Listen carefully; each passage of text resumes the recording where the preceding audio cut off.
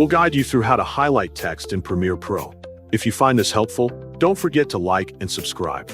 Many people search for this tutorial because highlighting text helps viewers focus on important information in a video.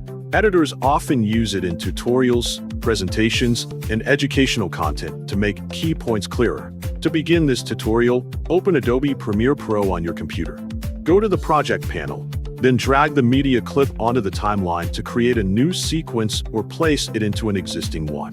After the clip is on the timeline, select the rectangle tool from the toolbar so you can create a graphic shape.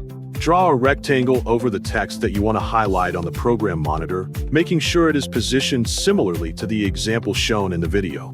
Once the shape is in place, go to the Effect Controls panel to adjust its settings. Scroll down until you find the Shape section, then click the drop-down icon to expand the available options and view the editable controls. In the Fill section, click the color box to open the color settings. Change the fill color to any color you prefer for the highlight effect. Then click OK to confirm your selected color and apply it to the shape. Next, scroll down again until you find the Opacity section. Click the Blend Mode drop-down menu and select Multiply from the list so the rectangle blends more naturally with the text and background underneath. After that, go to the Effects panel to add animation to the highlight. In the search bar, type Wipe to locate the effect quickly. Scroll down until you find the wipe effect in the list, then drag the wipe effect onto the beginning of the graphic or shape layer in the timeline. This will create the animated text highlight reveal.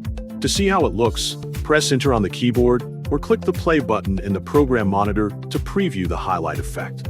If you want the highlight to stay on screen longer or animate more slowly, drag the wipe effect on the graphic layer toward the right side of the timeline until it matches the duration you want.